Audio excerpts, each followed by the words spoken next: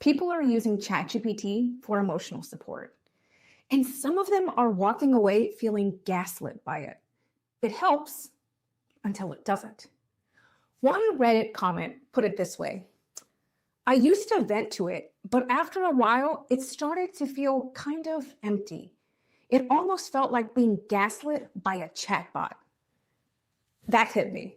Because if ChatGPT has ever made you feel heard, relieved, or less alone, that makes sense. I'm not here to shame that. I'm not here to tell you to stop using it either. But I do want to talk about the part it can't replace, because that's where people get stuck. People aren't turning to ChatGPT for emotional support because they're lazy or gullible. They're turning to it because it's available, immediate, easy, right there. And real support can feel expensive, awkward, delayed, or completely out of reach. Sometimes you don't want to wait weeks for an appointment or explain your whole story from scratch. Sometimes you just want somewhere to put that 2 a.m. thought without feeling like a burden. That's real. And yes, ChatGPT can help. It can help you get thoughts out of your head, put words to messy situations, help you prepare for a hard conversation, or maybe help you feel a little less alone for a minute. But feeling better for a minute and actually moving forward, they aren't the same thing. There's a point where the answers still sound thoughtful and supportive, but you're still stuck in the same place. That's not because you're using it wrong. It's because of what it can do and what it can't. ChatGPT is really good at reflecting your thoughts back in a way that, it feels kind, organized, and emotionally safe. But a comfortable mirror is not the same as an accurate one. A comfortable mirror says, of course that makes sense. An accurate mirror says, here's the pattern I'm noticing, and it may not be what you think it is. That matters because growth usually doesn't happen just because you felt validated. It happens when something becomes visible that you couldn't see on your own. And that's where AI hits a wall. There are 3 things it can't replace. The first is honest friction, not cruelty, not someone or somebody pushing you before you're ready. I'm talking about the kind of friction that shows you something true. Someone sees what you can't see yet. They catch the disconnect. They help you face what's true. That kind of friction is uncomfortable, but it's often what creates change. AI is designed to be helpful, supportive, agreeable.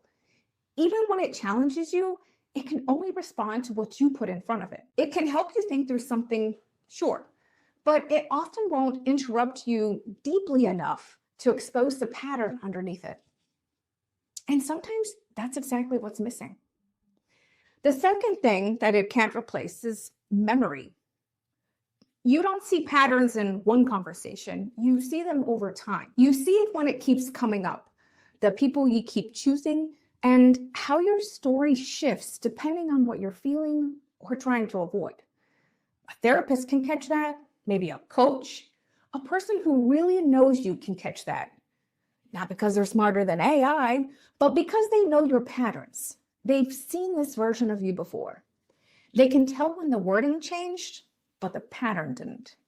And that matters, because if every answer sounds reasonable, but nothing actually changes, you can stay stuck for a long time while feeling like you're doing the work.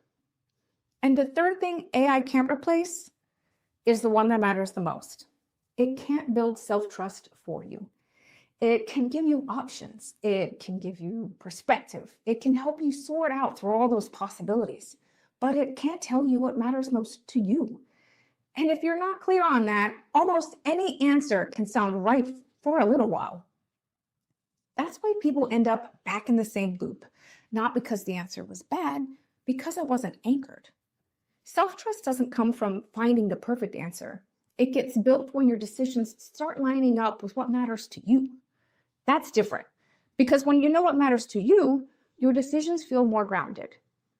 Not easy all the time, not obvious all the time, but definitely steadier. You stop outsourcing every hard question.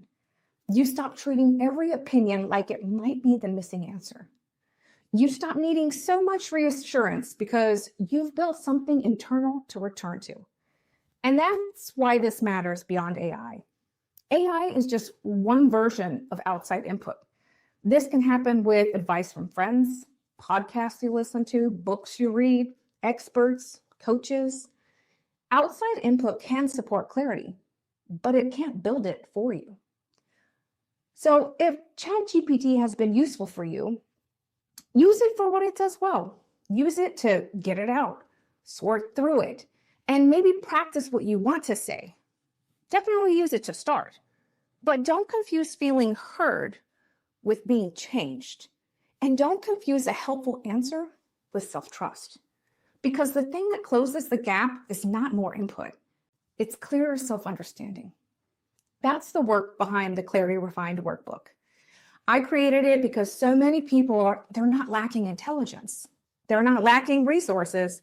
They're not even lacking advice. They're lacking a way to get honest about what matters, what no longer fits them, and what they keep overriding in themselves. And that's the real problem. This isn't about giving you answers. It's about helping you surface them on your own.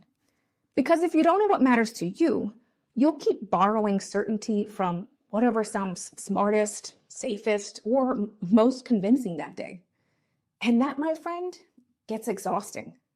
So no, this isn't a video telling you to delete ChatGPT. It's not a warning that AI is bad. And I'm not pretending that this tool can't be useful. It's just this. If ChatGPT has been your mirror, it may have been a kind one. But kind mirrors are not always accurate ones. And if you want clarity that actually holds when things get hard, the kind that helps you trust yourself instead of constantly looking outside yourself, that takes deeper work. It takes honesty, structure, and reflection. It takes being willing to look at what is actually true for you and not what just sounds good in the moment. If that sounds like the kind of clarity you're trying to build, I'll link the Clarity Refined workbook below. And if this conversation resonated with you, like and subscribe. Every week, I share tools to help you think more clearly, communicate more honestly, and move forward with more self-trust in work, life, and everything in between. Until next time, reflect deeply, grow boldly, and refine endlessly.